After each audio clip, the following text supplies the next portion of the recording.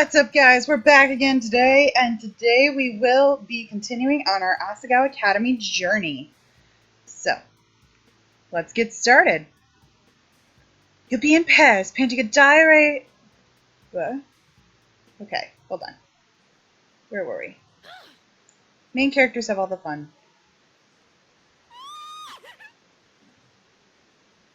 Let's start here.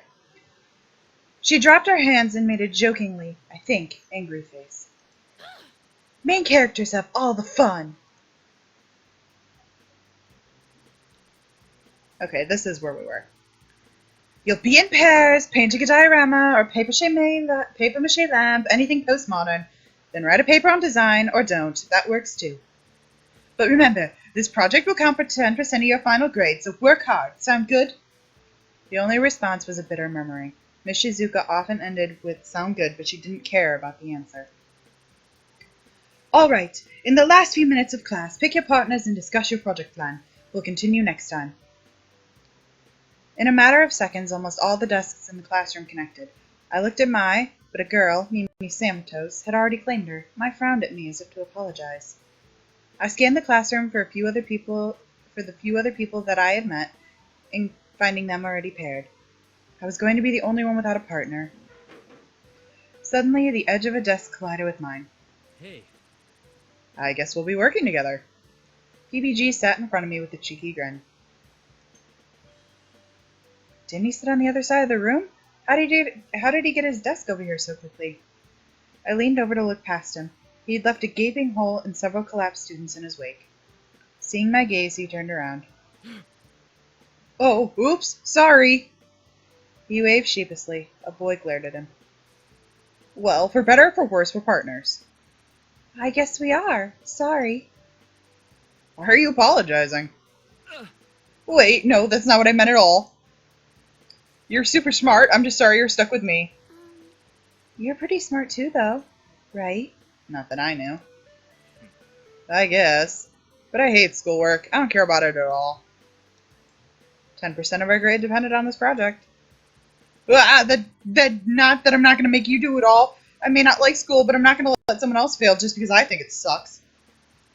I haven't done something like that since I was a kid. The girl got so mad. I learned the lesson. He laughed, hitting the desk and crinkling his nose. I didn't see what was so funny, but from the way he was looking at me, it seemed like I should. Ah! Things are happening. I'm sorry. No, I don't want that. Hold on. I'm trying to figure something out. I gotta see how long I've recorded, and I can't. Let's put you over here, OBS. It keeps trying to make it like full screen, and that's not what I want. Just want to move it. There we go. Okay. Perfect. I smiled hesitantly. He stopped laughing and frowned at me the same way he did yesterday. Do you like apple cider? I'm sorry? Or, pinball? What about magnolias? Yeah, I guess I do. You guess you do? But, he sputtered, opening and closing his mouth like he was trying to eat the air. I searched his face, wanting to help him out. He was clearly struggling. PBG leaned forward, looking into my eyes like he was deciphering a code. Really forward. So close I could see little brown flecks in his eyes forward.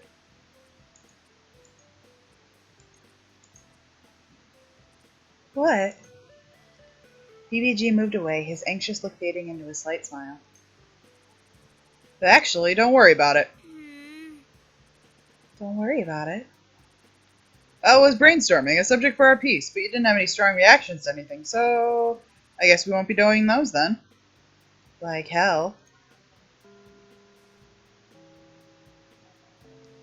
The bell rang and students started packing up. Well, no, we didn't get to pick a project. I'm sorry, that's my fault. I was messing around. Don't worry, I'll come up with something. Just leave it to me. He thumped his chest as he got out of his chair, striking a pose and giving me a wide, reassuring smile. He shuffled his desk back to his side of the room as I packed my things away. I didn't understand what happened, but maybe it was better to forget about it. He didn't seem to want to explain. I left the classroom, thinking to wait for Mai, but instead PBG trailed me into the hallway. He cleared his throat, and I turned to face him. I tilted my head back in an uncomfortable degree. He was tall. But he was scratching his neck, avoiding eye contact. So, I know you said you were fine at lunch, but are you sure you're okay? I mean, you were really freaked out yesterday, so... Heat crept its way onto my face. No, I'm alright. As long as you're fine. If you need help with anything, you can rely on me, though, especially since... The uncertain look crossed his face again. Well, never mind. Are you heading back to the dorms? Yes. Nice, me too. We can go together. He pumped his fist into the air. I glanced into the classroom. Mai was still sitting talking off with Mimi, looking like she was about to rip the girl's head off. She wasn't going anywhere. Yeah. Sure, let's go. But as we turned to leave the hall, we were interrupted by someone wearing a yellow and gray jacket. The rival club's jacket. My heart stopped. Standing before us was a tall man with cheekbones like no tomorrow. I didn't recognize him from our class, which must mean he was one of the other hidden block members. I didn't know whether I should scoff at him or ignore him, but before I could do anything, PBG held out his hand for a high five. Hey. Hey, Jeff. Jeff returned the gesture, and the two locked in conversation. Hey, what's up? PBG, you pumped about the soccer match? Yeah. I've been waiting for this day all summer. Right on. Are you busy? I'm trying to get the team together right now for a last-minute practice. You in?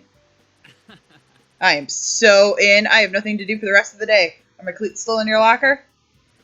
Yup. Awesome, let's go then. Jeff briefly looked at me and pointed. PBG turned around, surprised I was still waiting. Hana. Oh, Hana! Sorry, I gotta go. See you in class tomorrow. I'll make sure to bring my thinking cap. He put on an invisible hat and then gave me a thumbs up. Oh, wait.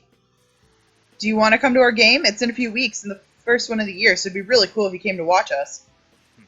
Mostly me, because I'm the star player. Wow, thanks.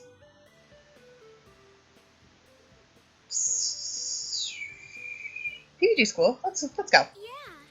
That sounds really fun. I'd love to come. Thanks, that really means a lot to me. Usually the first game doesn't conjure a big crowd. Can I bring Mai? She might have planned on going anyways, but she was always including me in things. I wanted to do the same for her. Yeah. Totally. Bring as many people as you want. Fill up the stands. He left with Jeff, and I turned back to the dorms. Mai usually walked with me. It felt weird to be alone, and I suddenly realized it would feel even weirder to be in the dorm alone. Not knowing what else to do, I headed for the library. Might as well get started on some homework. I stayed in the library much longer than I anticipated, head low over a small sheet of project ideas and a thick book. Every time I thought about leaving, panic seized me. The truth was, I still didn't know my way around the academy. Mai had been there to guide me, and I was more focused on the people around me than the places. As students trickled past, laughing and heading off to no doubt have tons of fun, I fiddled with my pencil. I'd have to leave eventually, though. Hesitantly, I closed my notebook and stood. Hey, Hana. Hey, Hana, how are you? I whirled around. Gerard was walking past me, a thick book in one hand. Gerard. Oh my god, she's so cute. Hi, I'm good, thank you. I laughed weakly and found myself wringing my hands together. Yeah? He clearly did not believe a word I was saying. I sighed. I'm a bit scared to leave. I know that sounds pathetic, but I don't really know my way around here, so... Yeah, you look a little bit like a lost otter. A lost otter? But hey, I haven't really gotten a chance to talk to you until now. I've been wanting to ask if you're settling in all right. I know that transfer students don't really get introduced to the school in the same way freshmen do. Are your classes okay? How's your homework load? Do you like the food? Getting along with Mai? I stuttered, unsure of which question to answer first. Everything's fine. Mai is great, yeah. She showed me around the campus recently. It was really nice of her, but she wasn't very thorough. A grin slowly spread across Gerard's face, as if he was unwrapping a present. I can show you around if you like. They used to give tours to incoming students. If you're new, you should really get a tour. Okay, so I have played this game before, and I know which answers get me which guys to date. So I'm going to say okay, sure, because I know that gets me Gerard as one of my options. And I want all my options open. So. Gerard's eyes lit up at the mere mention of a tour. I felt bad turning him down. All right. Great, we can start at the boys' dorm. I'll need to put my books away. He laughed and headed out the library. I fell into step alongside him. Has anyone told you we don't get many transfers? It's been implied. I always wonder what new students think of everything right when they get here. I wish I could experience everything here for the first time again. Was your old school anything like this? Not at all. It feels more like a college campus because of the dorms. My old high school was just a brick building. Gerard nodded. I thought he wanted to say more, but there we were in front of the boys' dorm. He pulled open the door for me, and once inside, he held open his hands. Oh, yeah. This is Bluebell House. It's where the boys live. It's literally a carbon copy of the girls' dorm, except the walls are blue. Feel free to walk around, but probably don't go into any rooms. I'm going to drop this off. I'll be right back. He raced off to the stairwell and then took them two at a time. I got the feeling he was rushing as to not make me wait longer than I had to, and I smiled. It made me feel so cared for. There wasn't much to look at or do while I was waiting, though. I stepped to the side as to not block the door and stretched my neck, listening for the sounds of an action movie from a room nearby. Maybe I should wait outside? I headed for the dormitory door, but when I reached to pull it open, the door swung open by itself and two yellow-jacketed men stepped into the hall. I stared up at them in shock, and they looked at me the same way. Whoa, pink hair, that's unique! The one on the right instantly called out my hair in a thick British accent. The other, probably the youngest student I've met so far, scanned me up and down. You're the girl who sat with the Normal Boots Club today, aren't you? You could tell? Was my presence already so well known just from sitting at their table? I wasn't sure whether to be pleased or upset, but the men in front of me were busy talking amongst themselves. I never thought they'd entertain having a girl join them. Do you think it's because of the puzzle incident? Shane would never be uncomfortable with someone joining up just like that, though. They hardly know her. There must be some reason she sat with them, though. If they're planning a secret weapon, we should get back at them. Excuse me! I shouted in the middle of them, shocking even myself.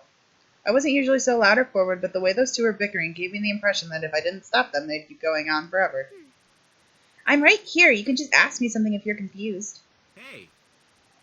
You're right. So you joining the Normal Boots Club then, or... What? Joining? Joining the Normal Boots Club never even crossed my mind as a possibility. All I was thinking about was getting in good with them on their good side so that hopefully people wouldn't mess with me. Actually joining the club? Was that even possible? And weren't they gamers or something? I had almost no experience with video games. There was no way I'd be able to join. Seeing my crestfallen face, the young member backtracked. Sorry, I didn't mean to upset you. We're members of the Hidden Block Club, and Normal Boots Club is our rival in tournaments, so we were just wondering. Greetings and salutations, my beautiful person. I'm Gothiccornila, and this is Jimmy Wetzel. You can call me Caddy for short, though. Everyone does. Everyone? Jimmy cast a knowing glance at Caddy's direction, and Caddy grimaced. Almost everyone. Beautiful? Thank you. Don't mind him. He tells everyone that. Just because everyone is a beautiful person. Ouch. Hey, guys. Gerard skidded around the corner, panting as if he ran the entire way. I, in fact, didn't doubt he had. I see you met Hana. She's a new friend of ours. Be nice to her, alright? What? Why would we be anything but nice? Yeah, whatever. Last year's tournament would beg to differ. That was one time, and it was only because Shane ate my pizza. Oh yeah, I forgot about that. Later, guys. Anyways, I don't want to keep you. I was giving Hana a tour of the campus since she's new here. Well, it was nice meeting you. Hope we see you around more. Bye. It was nice meeting you. Gerard waved the pair off as they climbed the staircase, then held the door open for me again. And we're off again! That's Azalea Art Center. There's a recording booth and lots of spare rooms for clubs to meet in. The theater is right next to it. It's where John holds the drama club and all of its rehearsals. I think the student council election is held there too, and Gerard has a special event at least once a semester. Last year was a martial arts exhibition, and Gerard did kendo against other practitioners in the school. He shook his head in awe. See what I mean? He's truly talented. Really all of my friends are. I think I'm really lucky to have people like that around me. Aw, Gerard. Huh? Yeah, I'm sorry. Did you have a question? No, that's alright. Great. Over there you can see Haganaba peeking out in the distance. There's a field separating us, and people like to eat there. Gerard seemed a cheerful, grateful, down-to-earth kind of person. He was really going out of his way to help me out and be kind to me. I didn't even realize what a big deal that was. I giggled. Something told me that I shouldn't point it out. Despite that, I was truly thankful. He took me to the places Ma did and more, describing everything and several past events in excruciating detail. It was a little much for a friendly tour, but having the names and locations of the building burned into my mind was a good thing. We ended the tour back in Poppy Hall after seemed like hours of walking. Gerard was keen on finishing the tour with the best place on campus. Ta-da! Here it is, the Normal Boots Club room! He pushed the door open and pointed inside. It looked like a regular room, filled with desks and some kind of toys. It's not much, but it's home to some of my happiest memories. He shut the door again and dusted his hands. There's a little closet here people used to store things, too. He reached to turn the handle, but paused, then retracted his hand. Was that a shutter I saw? Just a little tip. Knock before you open the door to any closet on campus. Really? Why? Oh, you know, ghosts, I guess. That was strange advice, delivered strangely. Gerard was uncomfortable. I wasn't sure what to make of it. He knocked, and a few seconds later opened the door. I know who this is! Someone was in that closet. I was not expecting someone in that closet. Why was someone in the closet? Hey. Gerard waved to the person, then closed the door, turning back to me. Who? Sorry if he scared you. What? Anyways, that's it for the tour. How was it? He beamed. I hesitated, but seeing his eye twitch slightly, thought better than bring it back up. It was awesome. Thank you so much. I learned a lot about the school and about your friends. It made me feel really included. No problem. Not at all. I like helping out. I wish I had someone to show me around when I first got here. Huh. You have no idea how long it took me to find all the secret tunnels and make a complete map of campus. Secret tunnels? Oh, absolutely. Yeah, oh man, I gotta show you. Gerard glanced at the clock hanging on the wall and winced. Oh. Darn, I gotta get going. I have homework to do, but if you ever need more help, I'm here for you. He got out a notebook and scribbled something down. Then he ripped it out and gave it to me. Here.